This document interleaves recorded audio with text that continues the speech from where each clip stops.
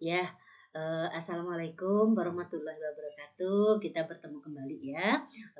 Hari ini kita akan mengatasi membantu pasien mengatasi kehilangan yang sekarang pasien itu sudah bisa menerima ya. Jadi dia sudah acceptance, artinya sudah menerima kondisinya ya. Walaupun pasien itu sudah menerima kondisinya, tentunya pasien juga harus dibantu ya supaya nanti pasien tidak mengalami kejenuhan sambil mengalami kejenuhan atau mengalami justru malah stres menghadapi operasi yang akan dilakukan ya. Kasusnya masih sama seperti kasus di dalam kasus fiktif yang sudah diberikan ya. Nah, pasien ini ceritanya sudah menerima ya. Nah, kita sampaikan kepada pasien ya, Teh, saya senang melihat Teteh ya, dengan perubahan ini Teteh terlihat tenang, kemudian Teteh sudah menerima ya kondisi yang terjadi ini ya. Teteh sudah menerima takdir yang diberikan kepada takdir dari Allah ya. Teteh begitu tenang ya menerima ini ya. Senang, semoga ini nanti akan memberikan kemudahan-kemudahan untuk kelancaran operasinya ya Teh ya.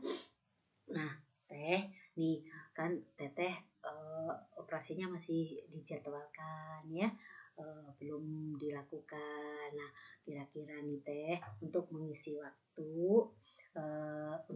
waktu selama Teteh menunggu operasi, kira-kira apa yang bisa Teteh lakukan untuk supaya Teteh mengurangi untuk berpikir tentang operasi Teteh gitu ya. Nah, misalnya Teteh biasanya kalau misalkan mengisi waktu luang, Teteh biasanya melakukan apa? Misalnya Teteh mengatakan, misalnya pasien mengatakan, oh iya suster, saya suka baca. Nah, kalau misalkan dia suka baca, kasih buku bacaan.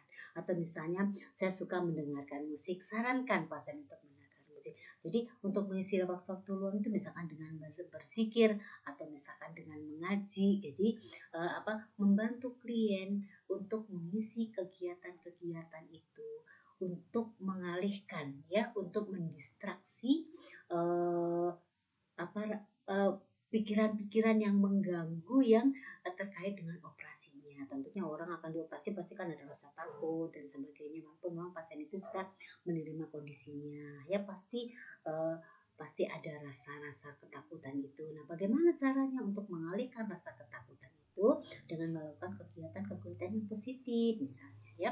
Jadi bisa ditanyakan hobinya apa, misalnya kalau oh iya suster, saya mah kalau misalnya akan menghadapi kayak begini, saya lebih banyak mengaji, saya lebih banyak berpikir, oh iya bagus itu, jadi lakukan gitu ya.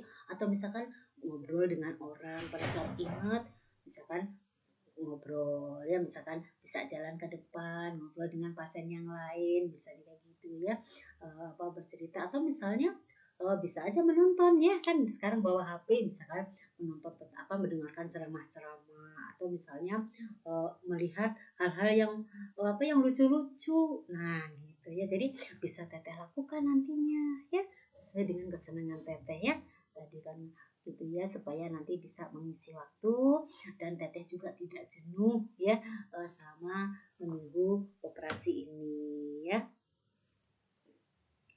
Ya gitu ya.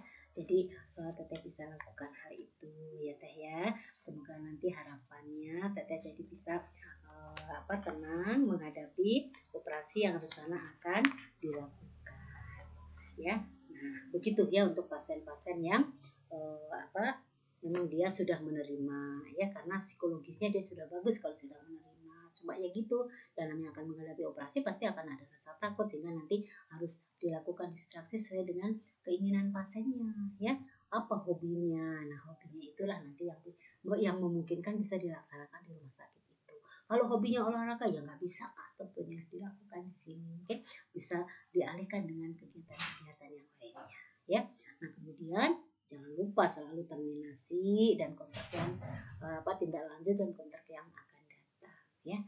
itu adalah cara mengatasi kehilangan pada pasien yang memang sudah acceptance atau menerima kondisi akan sakitnya, ya.